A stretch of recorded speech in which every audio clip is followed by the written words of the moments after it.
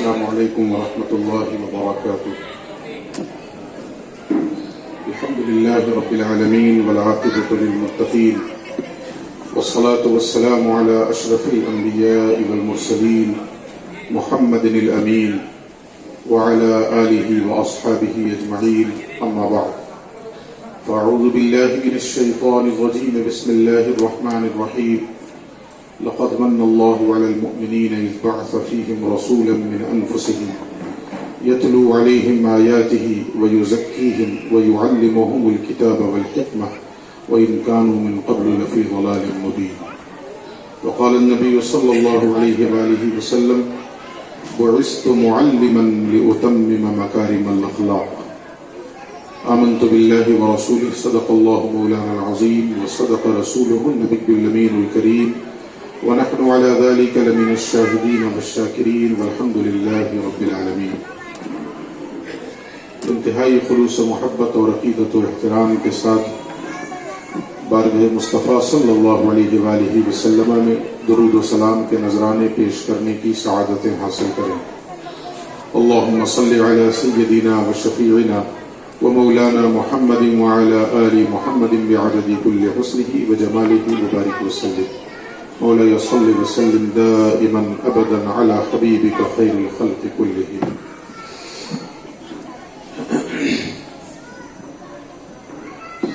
سب سے پہلے ایک بات سن لیں کہ ہم اور آپ اپنے گھروں کے اندر بچوں کی کبھی اس حوالے سے تربیت نہیں کرتے ہیں کہ مسجد میں جاؤ گے تو کس طرح بیٹھنا، مسجد کے آداب کیا ہیں، محفل میں جاؤ، ذکر کی مجالس میں جاؤ، ان مجالس کے آداب کیا ہیں، وہاں نشست و برخاست کا طریقہ کیسا ہونا چاہیے. یہ ہم اپنے گھروں میں نصیحت نہیں کرتے، نصیحت کرتے ہیں ٹھیک مسجد کے اندر اور مجلس کے اندر. جب مسجد کے اندر کچھ بچے شور شرابہ کر رہے ہوں تو اس سے زیادہ تیز آواز میں بڑے حضرات ان بچوں کو ڈانٹ رہے ہوتے، تو وہ تو مکلف بھی نہیں تھے. جو بچے مسجد کے اندر شور کر رہے تھے وہ تو مکلف بھی نہیں تھے شریعت کے. جو بڑے تھے وہ مکلف تھے اور وہ اس سے زیادہ تیز آواز میں ڈانٹ کے گناہگار بن رہے ہوتے. تو تھوڑی سی اپنے اندر ہم لوگ تبدیلی لائیں اور اپنے بچوں کی گھر کے اندر تربیت کریں. آداب مسجد کیا ہیں، آداب محفل کیا ہیں، بڑوں کے ساتھ کیسے پیش آنا ہے، چھوٹوں کے ساتھ کیسے پیش آنا. تنہائی میں جب ہم گھروں میں بیٹھتے ہوں تو نصیحت کیا کریں، تو سمجھایا کریں. بہرحال چند باتیں آج کی اس مجلس کی مناسبت سے آپ سے عرض کروں گا. اس کے لیے میں نے ایک آیت اور ایک حدیث کا انتخاب کیا ہے. آیت کیا ہے؟ اللہ رب العزت نے مومنین پر احسان فرمایا، انہی میں سے ان کے درمیان ایک رسول بھیجا. اس رسول کا کام کیا ہے؟ تو 4 چیزیں قرآن نے بتائی. یتلو علیہم آیاتہ ویزکیہم ویعلمہم الکتاب والحکمہ. یہ اس رسول کی ذمہ داری ہے کہ جن کے درمیان وہ مبعوث ہوئے ہیں ان کے درمیان اللہ کی آیتیں سنائیں گے، ان کے باطن کا تصفیہ کریں گے، ان کے اندرون کو ستھرا کریں گے، صاف کریں گے، اور انہیں کتاب کا علم سکھائیں گے، اور اس کے ساتھ ساتھ انہیں حکمت کا علم سکھائیں گے. یہ 4 چیزیں بتائیں. اس کے بعد کہا وَإِن كَانُوا مِن قَبْلُ لَفِي ضَلَالٍ مُبِينٍ. اگرچہ وہ لوگ جن کے درمیان وہ رسول آئے ہیں ان کے آنے سے پہلے کھلی ہوئی گمراہی میں تھے. بہت زیادہ تفصیل میں نہیں جاؤں گا. آج کی مجلس کی مناسبت سے اس آیت کا میں نے انتخاب کر لیا ہے اور اس کے حوالے سے کچھ باتیں آپ سے عرض کروں گا. یہ تو رسول کا کام ہو کہ وہ رسول کتاب کا علم دیں گے، پڑھائیں گے، حکمت سکھائیں گے. کیا سکھائیں گے اس کو میں بھی چھوڑتا ہوں، کیا پڑھائیں گے اس کو چھوڑ رہا ہوں. کیسے سکھائیں گے اس کو ذرا آج ہم اپنی گفتگو کا عنوان بناتے ہیں. ہم سب کہیں نہ کہیں باپ ہیں، ٹیچر ہیں، گارجین ہیں، تو ہم سب کی مورل ویلیوز کا سب کو کچھ نہ کچھ علم ہوتا ہے، لیکن اسے پہنچانا کیسے ہے؟ سیرت سے ہم یہاں رہنمائی حاصل کریں، بحیثیت باپ، بحیثیت استاذ، بحیثیت معلم۔ ہماری ذمہ داری صرف یہ نہیں ہے کہ ہم بتا دیں بچوں کو، نہیں، کیسے بتائیں، ان کی تعلیم کا طریقہ کیا ہونا چاہیے، ان کی تربیت کا طریقہ کیا ہونا چاہیے۔ آج کی گفتگو میں ذرا ایک نظر ہم اس پر ڈالتے ہیں کہ رسول اللہ کی زندگی ہماری اس سلسلے میں کیسے رہنمائی کرے۔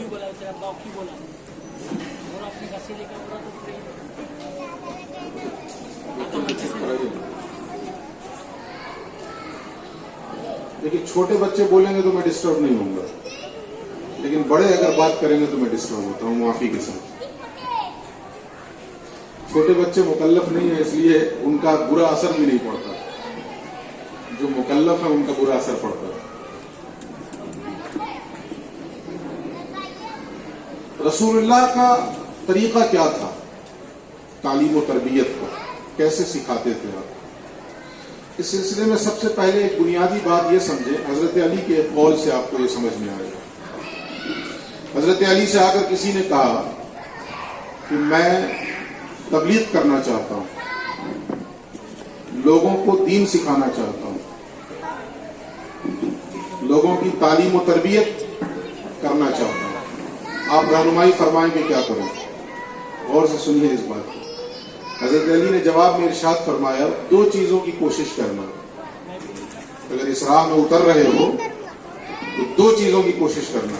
سب سے پہلی چیز اس بات کی کوشش کرنا کہ تمہیں زبان نہ کھولنی پڑے، اور دوسری چیز تمہاری تلوار نیام کے اندر رہے۔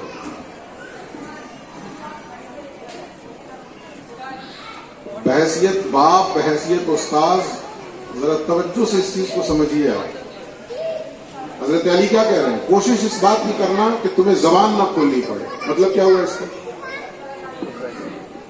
قول سے زیادہ عمل سے سکھانے کی کوشش کرنا، باتوں سے زیادہ عمل سے سکھانے کی کوشش کرنا، عمل سے بتانے کی کوشش کرنا۔ ہم سے غلطی یہ ہوتی ہے کہ ہم خود 10 گھنٹے موبائل میں لگے رہے ہوتے ہیں اور بچوں کو کہتے ہیں کہ موبائل سے دور رہو۔ یہ ہوتا ہے کہ نہیں ہوتا ہے؟ جس وقت بچوں کو ڈانٹ رہے ہوتے ہیں کہ موبائل سے دور رہو، اس وقت بھی موبائل ہی میں لگے ہوتے ہیں۔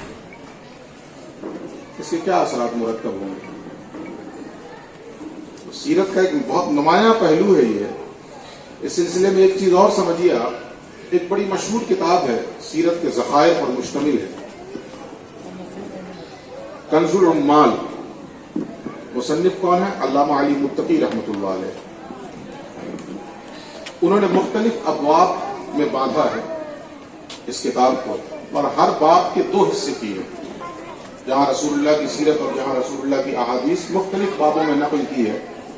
ہر باب میں 2 حصے کیے ہیں، ایک حصے میں قولی حدیث لے کر آئے ہیں اور دوسرے حصے میں عملی حدیث لے کر آئے ہیں۔ کیا مطلب اس کا؟ قولی اور عملی، یعنی ایک حصے میں وہ حدیث لے کر آئے ہیں جس میں رسول اللہ نے کسی چیز کو بول کے بتایا، وہ قولی احادیث ہے، اور دوسرے حصے میں عملی احادیث لے کر آئے ہیں کہ جس میں رسول اللہ نے بولا نہیں ہے، عمل سے کر کے دکھا دیا۔ یہ طریقہ کار ہونا چاہیے۔ آپ کو یہ جان کر حیرت ہوگی، ہر باب میں 2 حصے ہیں، ایک حصے میں قولی احادیث اور دوسرے میں عملی اور فعلی احادیث۔ آپ کو یہ جان کر حیرت ہوگی کہ تمام ابواب میں زیادہ تعداد عملی احادیث کی ہے، کم تعداد قولی کی ہے۔ پتہ کیا چلا؟ رسول اللہ کے طریقے تعلیم و تربیت میں یہ چیز بنیادی حیثیت کی حامل ہے کہ آپ نے کہا کم ہے، کیا زیادہ ہے۔ اور بالکل الٹ اس کا ہمارے معاشرے میں ہے۔ یہی وجہ ہے کہ نتیجہ نہیں نکل پا رہا ہے۔ میں یہ جملہ بھی کہہ دوں کہ رسول اللہ کی تعلیم و تربیت کا 100% نتیجہ نکلا، 100% نتیجہ نکلا ہے۔ کوئی ایک چیز بھی رسول اللہ کی تعلیم اور تربیت کے بعد آپ پچھلی حالت میں نہیں دکھا سکتے۔ رسول کی تعلیم و تربیت سے پہلے کی جو حالت تھی، جس کو قرآن نے کہا وَإِن كَانُوا مِن قَبْلُ لَفِي ضَلَالٍ مُبِينٍ، بعثت مصطفیٰ سے پہلے وہ کھلی ہوئی گمراہی میں تھے۔ اب رسول آئے اور انہوں نے یہ کام شروع کر دیا۔ کیا؟ آیتوں کی تلاوت، تزکیہ، تعلیم کتاب، تعلیم حکمت۔ اس تعلیم اور اس تربیت کا نتیجہ کیا ہوا؟ جو لوگ کھلی گمراہی میں تھے اور جو ان کی روش حضور کی تعلیم و تربیت سے پہلی تھی، اس میں ایک چیز بھی آپ تعلیم و تربیت کے بعد باقی نہیں دکھا سکتے۔ یہ 100% نتیجہ نکلا ہے آپ کی تعلیم و تربیت میں۔ اور ہماری تعلیم و تربیت کا کتنا نتیجہ نکلتا کہ ہم خود فیصلہ کر سکتے ہیں، خود جائزہ لے سکتے ہیں، جو جس سطح پہ ہو۔ اچھا، ہم سے غلطی یہ ہوتی ہے کہ جب ہم اس طرح کی بات کریں نا، وہ سوچتا ہے کہ وہ یہ ہمارا ٹیچر ہے، ہم اس کے اندر دیکھنے لگ جاتے ہیں اس کے اندر کمی ہے۔ آپ بھی تو باپ ہے نا، ایک لیول پہ آپ بھی تو معلم ہیں، آپ بھی تو تعلیم و تربیت کرتے ہیں۔ محاسبہ اپنا کرنا۔ ابھی ایک بات ہمارے شیخ نے ایک مجلس میں بتائی تو بڑی عجیب لگی۔ انہوں نے کہا کہ احیاء العلوم جو امام غزالی کی کتاب ہے تصوف کی، اس میں ایک باب ہے ریاکاری کا۔ ریاکاری پر مشتمل ایک باب ہے، انسان عمل کرے تو اس میں ریا نہ ہونا چاہیے۔ اللہ کے نبی نے تو اتنی سخت بات ارشاد فرمائی ہے کہ جس نے ریا والی نماز پڑھی وہ مشرک ہو گیا۔ جس نے ایسی نماز پڑھی کہ جس میں ریا پیدا تھا، دکھانے کا جذبہ تھا کہ لوگ دیکھیں اور یہ سمجھیں کہ میں بڑا نمازی ہوں، تو وہ مشرک ہو گیا۔ اللہ کے نبی فرماتے ہیں جس نے ایسا روزہ رکھا جس میں ریاکاری تھی، دکھانے کا جذبہ کار فرما تھا، وہ مشرک ہو گیا۔ جس نے صدقہ و خیرات کیا اور دکھانے کا جذبہ اس کے سینے میں چھپا ہوا تھا، وہ مشرک ہو گیا۔ امام غزالی نے پورا باب لایا ریا کے اوپر، اس کی ہلاکتوں کے اوپر، اس کی برائیوں کے اوپر۔ فرماتے ہیں کہ بعض بزرگوں نے لکھا ہے کہ جو اس راہ میں ابھی نیا نیا ہے اسے چاہیے کہ وہ یہ باب نہ پڑھے، ریا والا باب نہ پڑھے، جو اس راہ میں نیا نیا ہے۔ تو بات عجیب سی نہیں ہے بھئی، جب ریا کی اتنی خرابی ہے تو اور پہلے پڑھنا چاہیے۔ لیکن کہا جاتا ہے کہ جو بگنر ہے، جو ابھی نیا نیا اس راہ کا مسافر بنا ہے، وہ پہلے اس کو نہ پڑھے۔ کیوں نہ پڑھے؟ علت کیا ہے اس کی؟ کیوں منع کیا؟ وجہ اس کی یہ ہے کہ ابھی نیا نیا ہے، ابھی اندر میں قدورتیں بھری ہوئی ہیں، تزکیہ نہیں ہوا ہے، تصفیہ نہیں ہوا ہے۔ ابھی پڑھ لے گا نا کہ ریا ایسے ہوتا ہے، ریا ایسے ہوتا ہے، ریا ایسے ہوتا ہے، تو اپنے اندر کی خرابی دور کرنے کے بجائے دوسروں پہ ٹیسٹر لگاتا پھرے گا۔ وہ جو عمل کر رہا ہے نا، اس کا مطلب ہے اس کے اندر بھی یہی ریا ہے، اس کے اندر بھی یہی ریا ہے، اس کے اندر بھی یہی ہے۔ تو یہ بات میں نے اس لیے بتائی ہے کہ جب بھی ہم اس طرح کی باتیں سنیں تو اپنا محاسبہ کریں، دوسروں کو نہ تولنے لگ جائیں۔ ہم لوگوں کی خرابی ہے کہ ہم دوسروں کو تولنے لگ جاتے ہیں۔ تو رسول اللہ کے طریقے تعلیم و تربیت میں ایک بہت بنیادی چیز کیا ہے کہ رسول اللہ نے زبان سے کم اور عمل سے زیادہ تبلیغ کی ہے، تعلیم دی ہے، تربیت کی ہے۔ یہ بہت اہم چیز ہے۔ ہمارا معاملہ بالکل اس کے برعکس۔ اچھا، پھر جہاں رسول اللہ نے زبان کھولی بھی، کہا بھی، تو جتنا کہا اس سے زیادہ خود کیا۔ جتنا کہا اس سے زیادہ خود کیا۔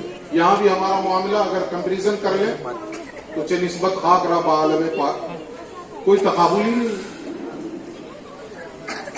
رسول اللہ نے اگر اتنا کہا تو عمل اتنا کیا۔ چھوٹی چھوٹی مثال آپ کو دے دوں گا، بچے بیٹھے اس لیے یہ بات میں کہہ رہا ہوں، کیونکہ ظاہر ہے کہ بچوں کا ایک پروگرام تھا، اس لیے یہ موضوع میں نے اٹھا لیا۔ جیسے نماز کے لیے رسول اللہ نے کہا نا، حکم دیا نا، کتنے وقت نماز پڑھو؟ 5 وقت۔ تم پر اللہ نے فرض کیا ہے 5 وقت نماز پڑھو، یہ کہا رسول اللہ نے۔ دوسروں کے لیے کہا 5 وقت نماز پڑھو، لیکن جب خود عمل کر کے دکھا رہے ہیں تو 8 وقت پڑھ رہے ہیں۔ اس میں چاشت بھی شامل ہے، اشراق بھی شامل ہے اور تہجد بھی شامل ہے۔ تہجد تو فرض ہی تھی آپ کے اوپر من اللہ کی طرف سے، ایکسٹرا آپ پر ایک نماز فرض تھی، تہجد کی نماز۔ تو دوسروں کو جب کہنے کی نوبت آ رہی ہے، تلقین فرما رہے ہیں تو 5 وقت کے لیے کہہ رہے ہیں، اور جب خود عمل کر رہے ہیں تو 8 وقت۔ اور اس میں بھی جو قیام اللیل تہجد کی نماز ہے، کتنی پڑھتے تھے؟ قیام کتنا لمبا ہوتا، رکوع اور سجود کتنا لمبا ہوتا۔ بڑی مشہور روایت ہے کہ حضور اتنا لمبا قیام فرماتے تھے کہ آپ کے پیروں میں ورم آ جاتا تھا، آپ کے پائے مبارک سوج جایا کرتے۔ تو حضرت عائشہ کہتی تھی کہ یا رسول اللہ، کیا اللہ نے آپ کے اگلے پچھلے خطا نہیں معاف کیے ہیں؟ اللہ نے آپ کو یہ نعمت نہیں دی ہے، یہ نعمت نہیں دی ہے، نبیوں کا سردار بنایا، اپنا حبیب بنایا وغیرہ وغیرہ، پھر بھی آپ اتنی عبادت کیوں کرتے ہیں کہ آپ کے پیروں میں ورم آ جاتا ہے؟ اللہ کے نبی فرماتے ہیں کہ عائشہ میں مانتا ہوں کہ اللہ رب العزت نے مجھے اپنی اتنی نعمتوں سے سرفراز فرمایا ہے، تو جب اتنی نعمتیں اس نے دی ہیں تو کیا میں اس کا شکر گزار بندہ نہ بنوں؟ شکر کہ میں اضافہ نہ کروں؟ تو آپ نے دیکھا نا کہ نماز کی ایک مثال میں نے دی، تو رسول اللہ نے جتنا، اولاً تو یہ کہ رسول کو کہنے سے زیادہ اس بات پر فوکس رہتا تھا کہ ہم کر کے دکھائیں، اور اگر کبھی کہہ بھی رہے ہیں تو جتنا کہہ رہے ہیں اس سے زیادہ خود کر کے دکھائیں۔ روزہ پہ لے لیجیے، روزہ دوسروں کو کیا تعلیم دی آپ نے کہ دیکھو تمہارے اوپر سال میں 1 مہینہ روزہ فرض ہے، 1 مہینہ روزہ رکھو، رمضان کا مہینہ، لیکن خود جب عمل کر رہے ہیں تو رسول اللہ کی زندگی میں کوئی مہینہ ایسا نہیں جاتا تھا جس میں آپ روزہ نہ رکھتے، کوئی پیسہ۔ ایام 20 کے روزے تو پابندی سے رکھتے تھے رسول اللہ، 13، 14، 15 کے روزے ہر مہینے پابندی سے رکھتے تھے۔ اس کے علاوہ پیر کا روزہ رکھتے تھے، خود فرماتے ہیں کہ اس دن میری پیدائش ہوئی، میں شکرانے کے طور پر روزہ رکھتا ہوں۔ تو دوسروں کے لیے تلقین 1 مہینہ، اور جب خود عمل کر رہے ہیں۔ اچھا، مزید یہ کہ ہم روزہ رکھتے ہیں تو ہمارے روزے کی کیفیت کیا ہوتی ہے؟ سحری کیا ابھی 3:30، 4 بجے، 4:30، 5 بجے، اور 5، 5:30، 6 بجے جا کے افطار کر لیا، یہی ہوتا ہے نا۔ رسول اللہ کا عالم یہ تھا کہ کبھی کبھی آپ نے آج سحری کی، روزہ رکھا، مغرب کا وقت آیا تو افطار نہیں کیا آپ نے، اسی روزے کی ایکسٹینشن کر دی، وہ روزہ چل رہا ہے، وہ رات میں بھی چل رہا، پوری رات روزے ہیں، پھر اگلا دن بھی روزہ، جس کو صوم وصال کہا جاتا ہے، 2 دن کا روزہ۔ کبھی کبھی ایسا ہوتا ہے کہ پھر تیسرے دن بھی رسول اللہ اس کو کھینچ کے لے جاتے، آج کی سحری سے مسلسل 3را روزہ۔ یہ موقع ایسا تھا کہ کسی صحابی نے ہمت کر کے پوچھ لیا کہ یا رسول اللہ ہم بھی رکھیں؟ تو حضور نے کہا نہیں، تم نہ رکھو، تمہارے لیے اجازت نہیں۔ تو انہوں نے پھر ہمت کر کے پوچھا کہ آپ تو رکھتے ہیں تو پھر ہمیں کیوں منع کرتے ہیں؟ اس موقع پر حضور نے ارشاد فرمایا، ایکم مثلی، تم میں سے کون ہے جو میری طرح ہو؟ انا ابیت عند ربی ہو یطعمنی ویسقینی، میں اپنے رب کے پاس رات گزارتا ہوں، میرا رب مجھے کھلا بھی دیتا ہے، میرا رب مجھے پلا بھی دیتا ہے۔ تو آپ نے اس چیز کو سمجھا نا کہ اگر کہنے کی نوبت آئی ہے تو جتنا کہا اس سے زیادہ خود عمل کر کے دکھایا۔ تو آج ضرورت اس بات کی ہے کہ ہم رسول اللہ کی باتیں جو بتا رہے ہیں نا لوگوں کو، بتائیں کم، کر کے زیادہ دکھائیں۔ ہم بتا تو رہے ہیں لوگوں کو، پہنچا تو دے رہے ہیں، پوری احادیث کا نچوڑ پہنچا دے رہے ہیں، لیکن سننے والا شخص جب ہماری عملی زندگی میں جھانک کے دیکھ رہا ہے تو ایک عجیب سی کنفیوژن کا شکار ہوتا ہے۔ یہ کیا بات ہے کہ جب مولانا اتنے وثوق کے ساتھ بتا رہے ہیں کہ یہ رسول اللہ کی سیرت ہے، یہ رسول اللہ کا طریقہ ہے، اس پر عمل کرنے کی اتنی برکتیں ہیں اور اتنی فضیلتیں ہیں، تو خود ان کی زندگی میں وہ کیوں نہیں ہے؟ تو کنفیوژن کا شکار ہو جاتا ہے، نتیجے کے طور پر وہ بیک ہو جاتا ہے۔ تو موجودہ دور میں ہماری یہ ذمہ داری ہے، ہر شخص کی ذمہ داری ہے کہ جسے جو بات پہنچی ہے، جو رسول اللہ نے کہا نا فَلْيُبَلِّغِ الشَّاهِدُ الْغَائِبَ،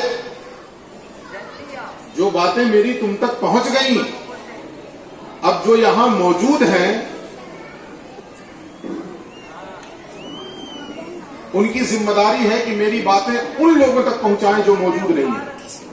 تو کیسے پہنچائیں؟ خالی کتاب لکھ کے پہنچائیں، وہ خالی بول کے پہنچائیں نہیں، عمل سے پہنچائیں، اپنے کردار سے پہنچائیں۔ 2 مثالیں میں نے دی نا، نماز اور روزہ، سمجھ گئے اس کو؟ اچھا جی، ایک تیسری مثال لے لیجیے، انفاق فی سبیل اللہ، اللہ کے راستے میں خرچ کرنا، اللہ کی راہ میں خرچ کرنا۔ رسول اللہ نے جب کہا اپنے ماننے والوں سے تو کیا کہا؟ جو کچھ تمہاری کمائی ہے اس کا جو سیونگ ہے اس کا 2.5% دو، یہی کہا نا، اس کا 2.5% دو۔ لیکن جب خود کر کے دکھایا تو کیا کیا آپ نے؟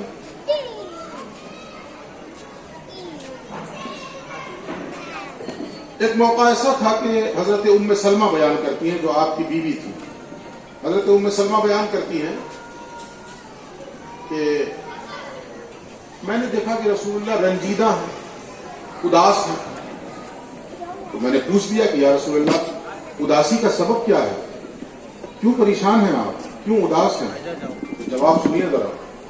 اللہ کے نبی فرماتے ہیں 7 اشرفیاں آئی تھیں میرے پاس, 7 اشرفیاں آئی تھیں, اور دن سے عصر کا وقت ہو گیا اور میں اسے خیرات نہ کر سکا, صدقہ نہ کر سکا.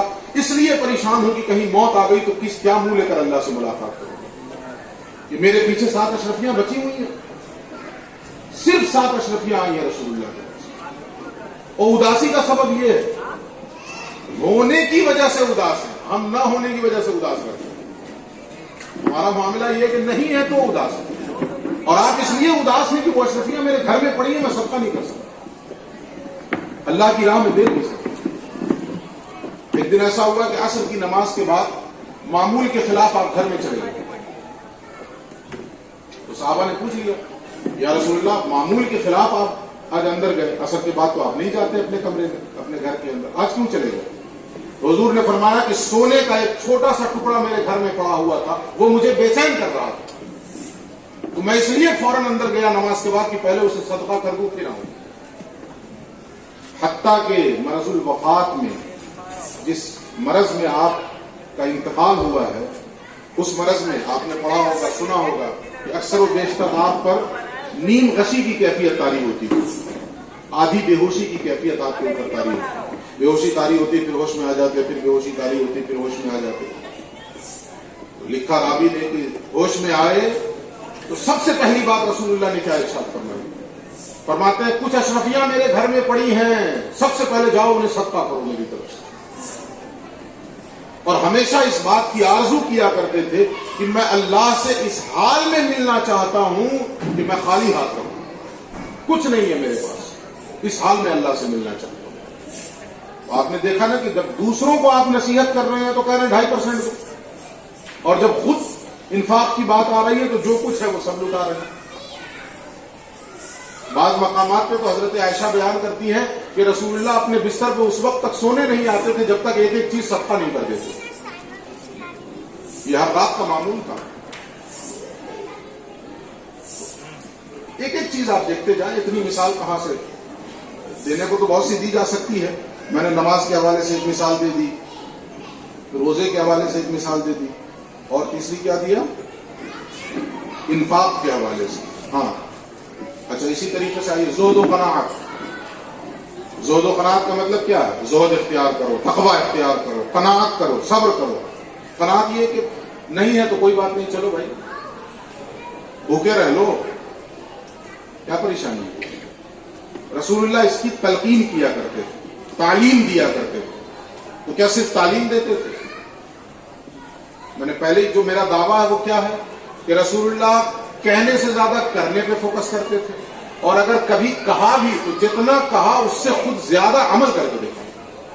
اب اس قناعت کی مثال لے لیں آپ کہ غزوہ احزاب کے موقع پر ایک صحابی آئے اور رسول اللہ سے انہوں نے بھوک کی شکایت کی. یا رسول اللہ بہت شدید بھوک لگی ہوئی, اور اس شدت کی بھوک تھی کہ آپ نے اپنے کرتے کا دامن اٹھا کر دکھایا اس صحابی نے. اور دامن اٹھا کے دکھانے کا مقصد کیا تھا کہ انہوں نے اپنے پیٹ پہ ایک پتھر باندھ رکھا. تو دکھا کے یہ کہا کہ دیکھیں یا رسول اللہ اتنی بھوک لگی ہوئی ہے کہ پیٹ پہ میں نے پتھر باندھ رکھا. حضور نے دیکھا رنج تو ہوا آپ کو, لیکن ان کی تسلی کی خاطر آپ نے اپنا بھی دامن اٹھا دیا, تو ان کی آنکھیں پھٹی رہ گئیں کہ میں نے تو بھوک کی وجہ سے ایک پتھر باندھا, رسول اللہ نے 2 باندھ رکھے. یہ ہے آپ کا انداز تعلیم و تربیت, جو کہہ رہے ہیں اس سے کہیں زیادہ خود عمل کر کے دکھا رہے ہیں. اچھا, اسی طریقے سے مساوات, برابری, ایکولیٹی, ہم درس دیتے ہیں نا, مساوات ہونی چاہیے, برابری ہونی چاہیے. یہ صرف درس ہے بس. کہاں کی برابری؟ آپ نیچے بیٹھیے, میں اوپر بیٹھوں گا, خالی زبان سے ہے مساوات. اللہ کے نبی کا طرز عمل کیا تھا؟ غزوہ خندق کے موقع پر جب فیصلہ یہ ہوا کہ خندق کھودی جائے, گڑھا کھود دیا جائے, دشمنوں سے جنگ ہے, تو بڑی فوج ہے, تو کیوں نہ ایسا کیا جائے کہ اپنی سیفٹی کے لیے اپنے سامنے گڑھا کھود دیا جائے, دشمن ادھر نہ آ سکے. اس پر مہر لگ گئی کہ ٹھیک ہے خندق کھودی جائے. تو جتنے ایریے کو کھودنا تھا صحابہ میں رسول اللہ نے اس کی تقسیم کر دی پیمائش کرنے کے بعد کہ اتنا اتنا حصہ فلاں فلاں فلاں فلاں کھودیں گے. پیمائش کے بعد بتا دیا گیا جو بھی اس زمانے میں پیمائش ہوئی ہے 2 metre 4 metre 10 metre square metre جو بھی آپ کہہ لیں کہ اتنا فلاں کھودیں گے اتنا فلاں کھودیں گے. آپ کو یہ جان کر خوشی بھی ہوگی حیرت بھی ہوگی کہ رسول اللہ نے جب تقسیم کیا ہے پیمائش کرنے کے بعد تو جتنا ایک ایک صحابی کے حصے میں آپ نے رکھا ہے اتنا ہی حصہ خندق کھودنے کے لیے اپنے حصے میں بھی رکھا اور خود کدال لے کر چلے ہیں کھودنے کے لیے. آج پیر صاحب کریں گے رسول اللہ سے بھی بڑا کسی کا اسٹیٹس ہے. ہم یہ کہیں گے کہ آؤ جی اللہ کے گھر کی تعمیر کرنی ہے آپ لوگ آگے آئیے اپنی جان لگائیے ہم خالی زبان لگائیں گے. آپ جان لگائیے ہم زبان لگاتے ہیں بس یہ ہمارا رویہ ہوگا. تو کہاں سے آئے صدا لا الہ الا اللہ؟ وہ سیرت کا اثر کہاں سے پیدا ہوگا جب تک ہم خود اپنی عملی زندگی میں اس کو لے کر نہیں آئیں جب تک ہم خود پریکٹیکلی اس کو کر کے نہیں دکھا دیں نہیں ہو سکتا ایسا. اسی طریقے سے آپ دیکھیں ایثار قربانی. خود بھی بھوک لگی ہے مگر ایثار کرو خود بھوکے ہونے کے باوجود دوسرے کو کھلا دو ہے نا یہ ایثار قربانی. یہ تو آدمی کر لے جاتا ہے چلو اپنی بھوک ہے دے دیں گے اپنے بچوں میں دوسروں کو ترجیح نہیں دے پاتا ہے.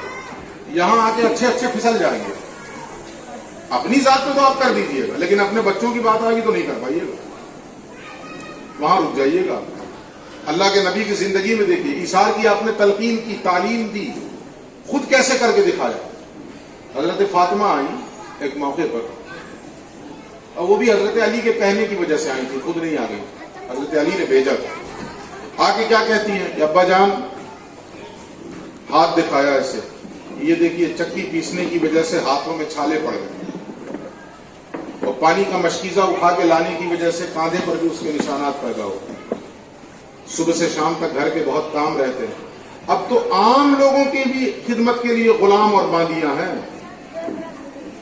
اور بانٹے جا رہے تھے غلام بانٹے جا رہے تھے باندیاں بانٹی جا رہی تھی مال غنیمت بانٹا جا رہا تھا. اس موقع پر حضرت فاطمہ نے آ کے کہہ دیا کہ بابا جان ایک کوئی خادم کوئی غلام کوئی باندی ہمیں بھی عطا ہو جائے تاکہ ہمارے گھر کا بھی وہ کام کر سکے ہماری بھی کچھ خدمت ہو سکے ہمیں بھی کچھ آرام مل سکے تھکن دور ہو سکے ہماری.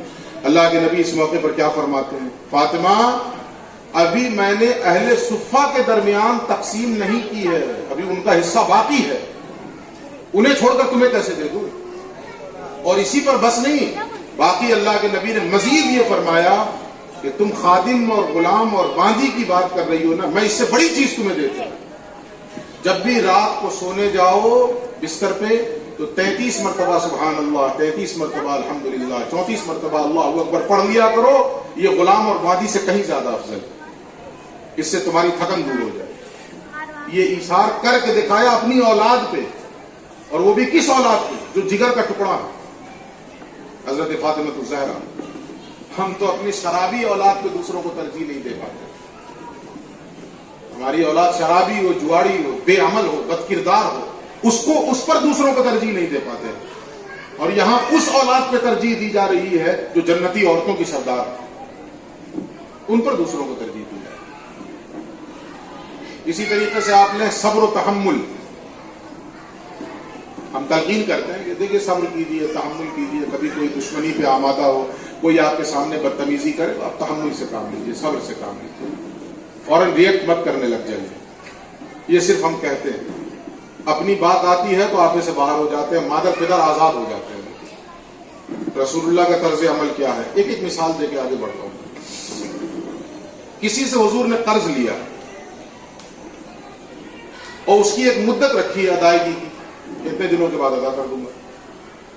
اتفاق ایسا ہوا کہ وہ شخص جو قرض خواہ تھا اس مدت سے پہلے آ گیا اور اس نے مطالبہ کیا. مطالبہ بھی انتہائی بھونڈے انداز میں اس نے بد کلامی شروع کر دی. رسول اللہ کو برا بھلا کہنا شروع کر دیا. تو بہرحال یہ تو غلط تھا نا. ایک تو یہ کہ ابھی مدت پوری نہیں ہوئی دوسرے یہ کہ آپ مطالبہ کیجئے بد کلامی کیوں کر رہے ہیں نہ دے تب نہ آپ کچھ کہیں گے. لیکن اس نے یہ کرنا شروع کر دیا. قریب تھا کہ صحابہ اس پر اٹیک کر دیتے مارتے اسے اس کی بد کلامی پر اس کی بد تہذیبی.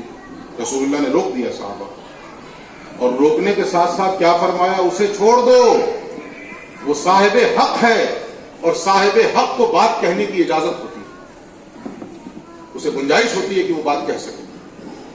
بلکہ ایک روایت میں تو ایسا بھی آتا ہے کہ حضرت عمر نے کرخت لہجے میں اسے ڈانٹا، تو اللہ کے نبی نے حضرت عمر کو ڈانٹا اور کہا کچھ کر سکتے ہو تو میری مدد کرو۔ اور کیا مدد کرو؟ میری مدد یہ کرو کہ ابھی میرے پاس مال نہیں ہے، تم میری طرف سے ادا کرو۔ حضرت عمر نے ادا کیا، لیکن اسی پر بس نہیں کہ ادا کر دیا، حضور نے فرمایا جتنا اس کا ہے وہ تو دو، اور اگر کوئی مجرم آ جائے، میں ایک چھوٹی سی مثال دے دوں، یہ ہماری برادری کے لوگ اسٹیج پہ بیٹھے ہیں، ان سے معذرت کے ساتھ کوئی بغیر داڑھی والا شخص آ جائے، جی میں بھی چاہتا ہوں نعت پڑھ، ادھرو داڑھی منڈا اسٹیج پہ چڑھے گا؟ اور اسمگلر کے دسترخوان پہ بیٹھ کے بوٹی نوچ رہے ہیں، اور نبی کی محبت میں اگر دو شعر پڑھنا چاہ رہا ہے تو وہاں ہمارا تقویٰ جو ہے وہ سر پہ سوار ہو جاتا ہے۔ بالکل ہم نے الٹ کے رکھ دیا ہے، سیرت سے ہم نے کچھ لیا ہی نہیں، سیرت سے ہم نے کچھ سبق ہی نہیں لیا، یہ ہمارا رویہ ہو گیا۔ کسی اور کی طرف کیوں دیکھ رہے ہیں آپ؟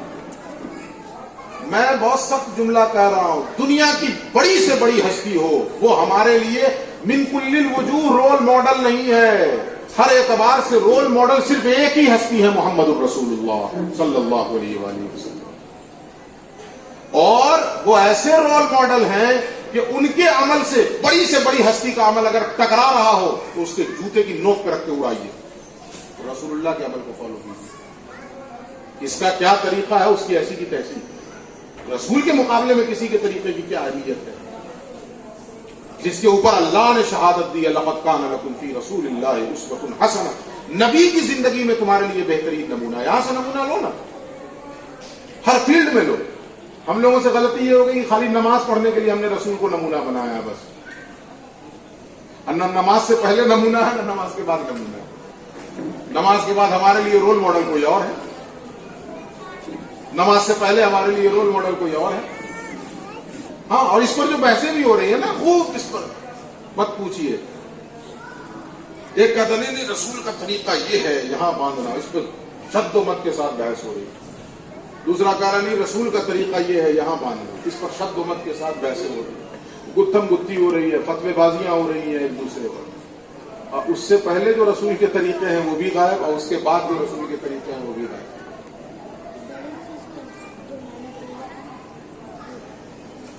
جو اصل ہے وہ تو غائب، اس میں ہم نے رول ماڈل نہیں بنایا، ان فروعات میں رول ماڈل بنانے کی ہم نے کوشش کی، اور اس پر لڑائیاں کر رہے ہیں۔ ایک چیز اور سمجھیے، رسول اللہ جب بھی کسی کی تربیت فرماتے تو پہلے اس کی نفسیات کو پڑھتے تھے، مزاج اس کا سمجھنے کی کوشش کرتے تھے۔ آج کل وہ کیا بولتے ہیں جو اس کے ماہرین ہوتے ہیں سائیکولوجی کے، ہاں اب وہ تو کچھ بھی بولتے تو ہم لوگ کہتا کیا پہنچا ہوا ہے، کتنا نباز ہے۔ رسول اللہ کا انداز کیا تھا تربیت کے حوالے سے، اس پر نظر رکھتے تھے کہ اس کی نفسیات کیا ہے۔ جیسے ایک مثال لیجیے، ایک شخص نے آگے پوچھا رسول اللہ قیامت کب آئے گی؟ تو سوال یہ ہے نا کہ قیامت کب آئے گی، حضور بتا دیتے اس وقت آئے گی، یا کچھ علامتیں بتا دیتے کہ جب یہ علامتیں پائی جائیں گی تو سمجھ لو کہ قیامت آنے والی ہے۔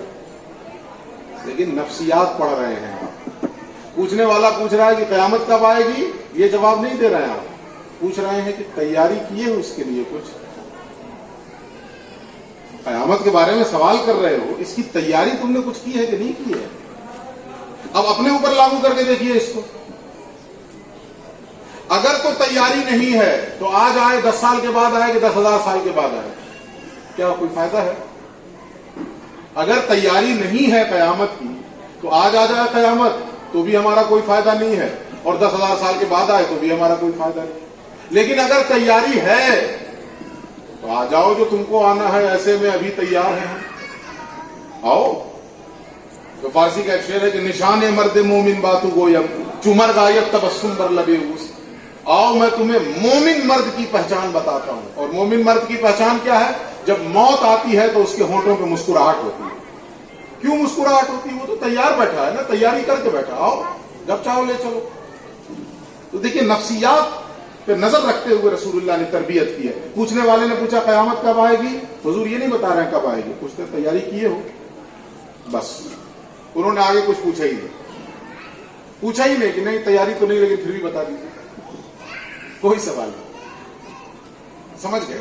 نہیں، یہ اہم نہیں ہے کہ قیامت کب آئے گی، اہم یہ ہے کہ اس کے لیے جد و جہد کیا جائے، اس کے لیے تیاریاں کیا جائے، اس کی فکر میں دن رات اپنے عمل کو بہتر کیا جائے۔ اچھا ہاں، ایک بات اور بڑی اچھی آئی، بہت پیاری بات۔ ابھی حضرت مولانا صاحب کی حوصلہ افزائی کرتے ہیں، مولانا ساجد الرحمان صاحب بچوں کو انعامات بھی دیتے رہتے ہیں۔ یہ حوصلہ افزائی رسول کی زندگی میں دیکھیں آپ، کسی کو اچھا کام کرتے ہوئے دیکھ کیسے آپ نے اس کی حوصلہ افزائی کی، کیسے اس کے حوصلے کو بڑھایا ہے۔ ایک صحابی آئے تو حضور کی ان کے ہاتھ پہ نظر پڑی تو ہاتھ بالکل پھٹے ہوئے تھے، جیسے ہماری ایڑیاں پھٹ جاتی ہیں نا کبھی، اس انداز میں مزدوروں کے ہاتھ آپ نے اکثر دیکھے ہوں گے، پھٹے ہوتے ہیں نا، نشانات ہوتے ہیں۔ آج ہم جیسے لوگ ان سے مسافہ کرنے کے روادار نہیں ہیں۔ اب مسافہ اگر کر لے تو کووڈ ختم ہو جانے کے بعد بھی لے سینیٹائزر اور دے سینیٹائزر۔ اللہ کے نبی کی نظر پڑی، ہاتھ پھٹے ہیں۔ حضور نے انہیں قریب بلایا، پوچھا یہ تمہارے ہاتھوں میں نشانات کیسے ہیں؟ انہوں نے کہا یا رسول اللہ میں مزدور ہوں، پتھر توڑتا ہوں، پتھر توڑ کر میں اپنے رزق کا انتظام کرتا ہوں۔ جیسے ہی انہوں نے اتنا کہا ہے، اللہ کے نبی نے ان کا ہاتھ پکڑ کے بوسہ دیا۔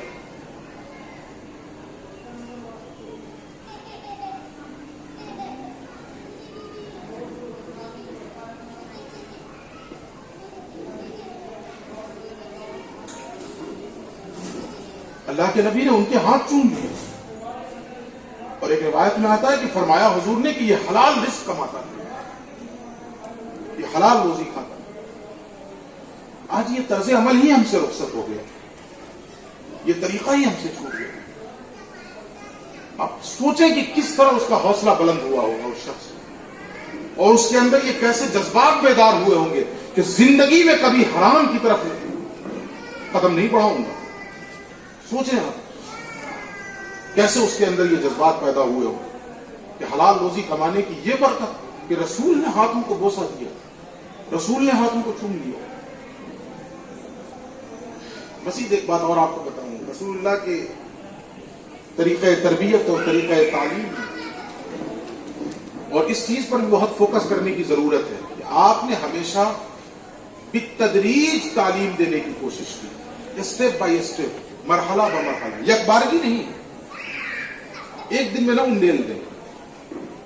بچوں کے ساتھ بھی آپ کا رویہ ایسا ہی ہونا چاہیے، اسٹیپ بائی اسٹیپ کریں، تھوڑا تھوڑا تھوڑا تھوڑا۔ یہ رسول کا طریقہ تھا۔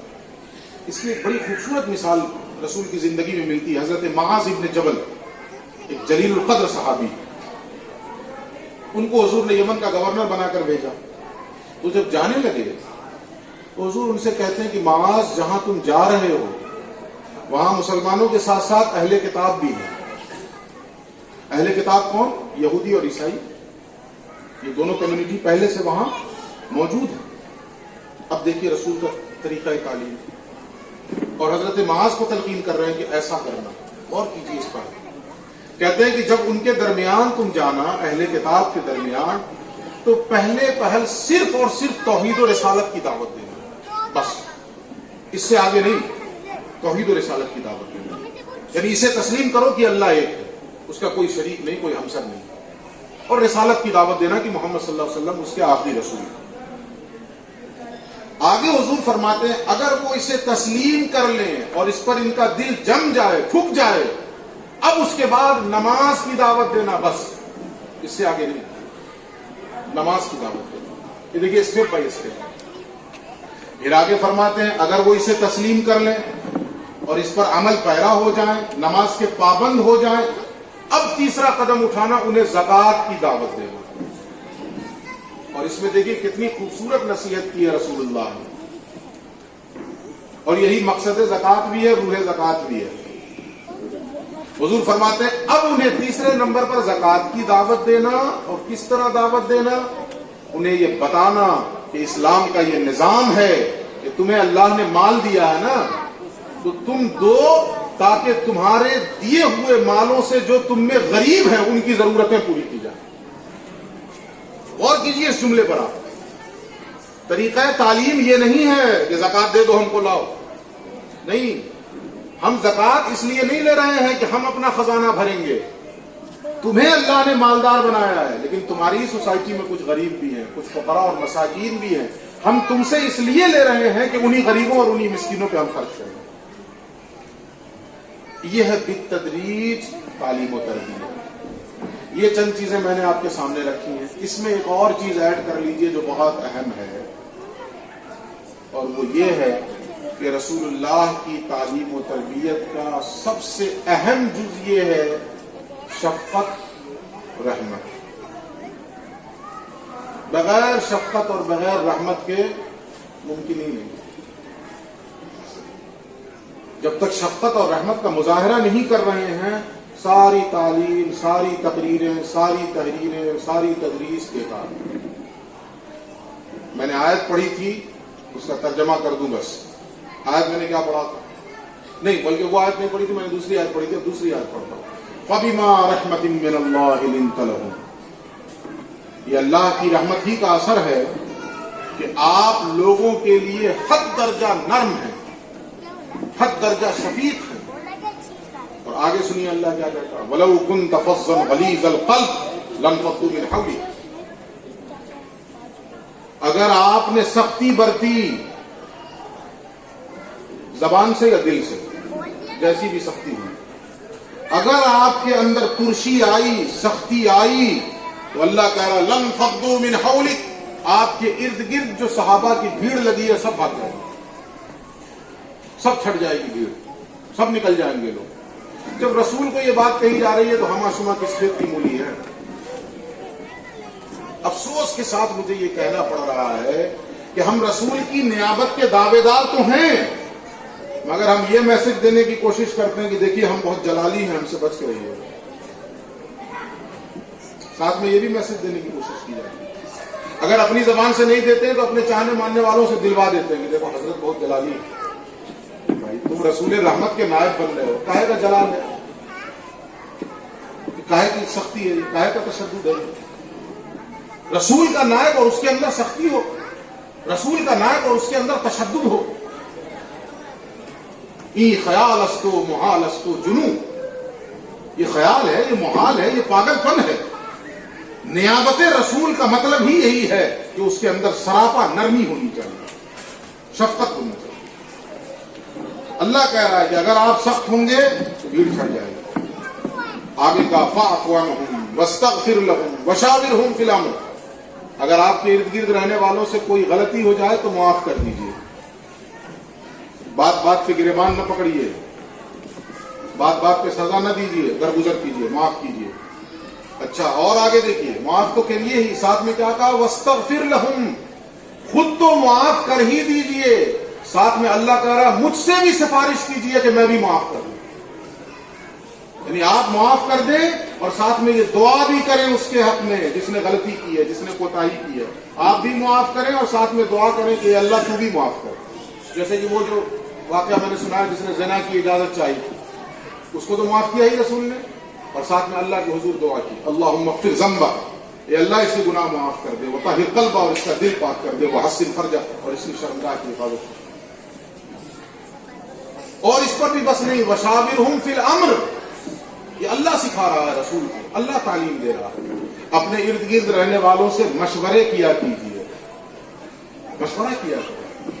رسول کی سیرت کا یہ اہم پہلو ہے کہ رسول صحابہ سے مشورہ کرتے تھے. آپ ذرا رک کر سوچئے کیا حاجت ہے اس ہستی کو مشورے کی جو براہ راست اللہ سے ہم کلام ہو. جب جیسی ضرورت ہوتی ہے اللہ جبریل کو بھیج دیتا ہے, وہی نازل کر دیتا ہے, تو اللہ خود جبریل کو بھیج دے گا نا کہ یہ کیجیے, یہ نہیں کیجیے. ضرورت کیا مشورے کی؟ یہ مشورہ تعلیم امت کے لیے ہے.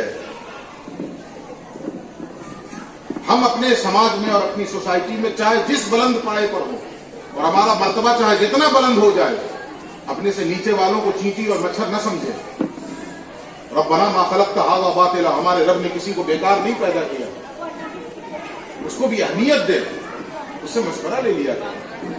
تبادلہ خیال کر لیا. تو یہ تھا رسول اللہ کا طریقہ تعلیم و تربیت، جس کے ضمن میں نے چند باتیں آپ سے عرض کی ہیں. ہمیں امید ہے کہ ہمارے دوست حضرت مولانا ساجد الرحمان صاحب قبلہ جو ایک مشن کے تحت یہاں کام کر رہے ہیں، مشن ہے، کوئی یہ نوکری نہیں کر رہے ہیں، یہ یقین جانیے. میں برملا اس چیز کا اظہار کر دوں کہ یہ اس سے بہتر جگہیں ہیں ان کے لیے، جو صلاحیت اللہ نے ان کو دی ہے پڑھنے پڑھانے کی. زیادہ فیض دے سکتے ہیں اگر بچوں کو پڑھائیں گے، لیکن ایک مشن کے تحت لگے ہوئے ہیں کہ چلو کچھ یہاں بھی بچوں کا بھلا ہو جائے، کچھ امت کے اندر بیداری پیدا ہو جائے. تو ہماری یہ دعا ہے کہ اللہ رب العزت ہمیں بھی اور ہمارے احباب کو بھی اور جملہ علماء کو، مشائخ کو رسول اللہ کے اس انداز تعلیم و تربیت کو اپنانے کی ہم سب کو توفیق عطا فرمائے، اور ہمارے معاشرے میں اللہ رب العزت اپنے فضل سے اور اپنے حبیب مکرم صلی اللہ علیہ وآلہ وسلم کے صدقے اسلامی انقلاب برپا فرما دے. دوران گفتگو جو کچھ اچھی باتیں ہوئی ہیں وہ من اللہ ہوئی ہیں، اس میں میرا کوئی کمال نہیں. جو کمیاں کوتاہیاں ہو گئی ہوں وہ میری طرف سے، میں ان کمیوں کوتاہیوں کے لیے اعلانیہ توبہ کرتا ہوں. استغفر اللہ ربی من کل ذنب واتوب الیہ، وآخر دعوانا ان الحمد للہ رب العالمین. السلام علیکم ورحمۃ اللہ وبرکاتہ.